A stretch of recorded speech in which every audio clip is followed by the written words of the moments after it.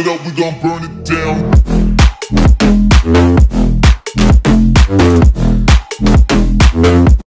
Marvelous, how marvelous! Cruella De Ville. I wouldn't do that. Shall I get your step stool so you can look in my eyes when you threaten me?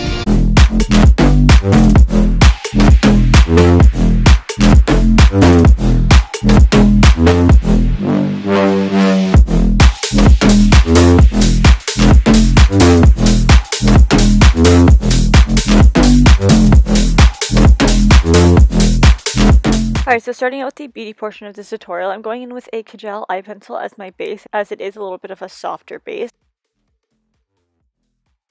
And following that up with $10 from Makeup Geek in my crease to help everything blend better later on. Then to set and further blend out the black base, I'm going to be coming in with Corrupt from Makeup Geek, continuing back and forth between those two shadows.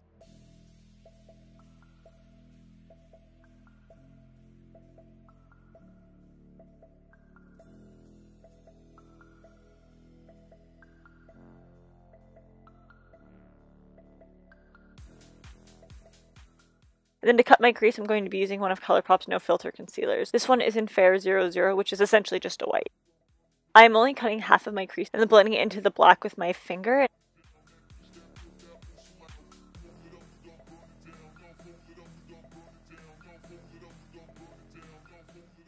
adding Fuji from Colourpop over top of that.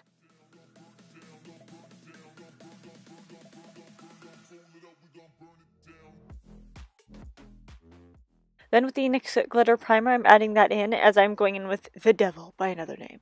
As Mikey states, green glitter. Dun dun dun dun.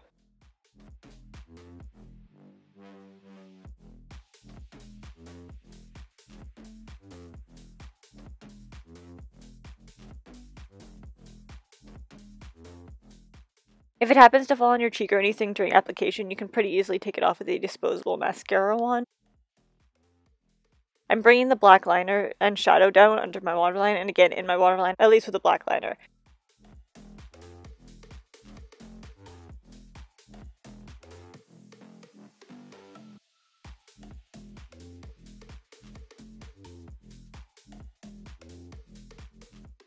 Blending that out with $10 once again.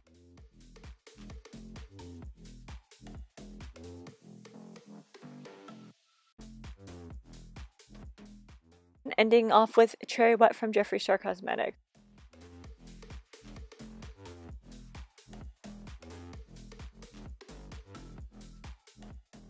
You can most definitely leave it like this if you're going for a more glam Cruella De Ville inspired look.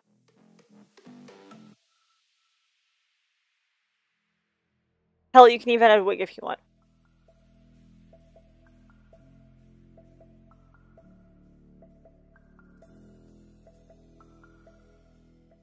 Or you can go full out. This is how you go full out. Onto the body painting. Yes, I am wearing a shirt. I am always wearing a shirt. As I'm only putting the Dalmatian print on one side of my body, I am placing the white exactly there and working my way up. As white can be incredibly streaky, I tend to go back and forth with my brush strokes. And then to add more layers when they're dry, I just keep adding more layers until I get the opacity that I want.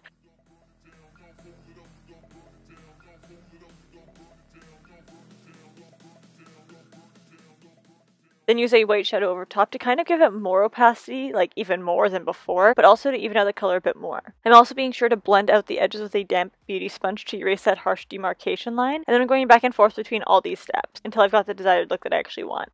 Then again, as I said, I'm working my way up.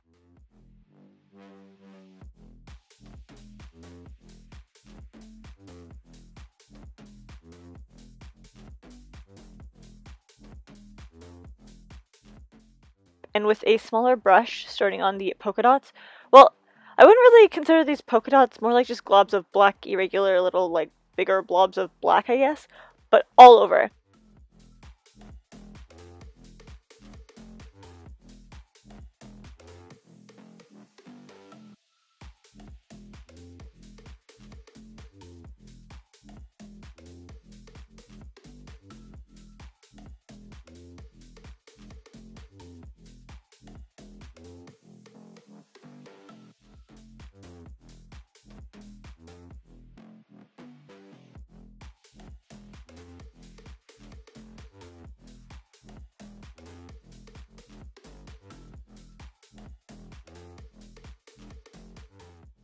Then with a very fine detailing brush, I'm going to be using, again, irregular hand movements, going around almost every black glob.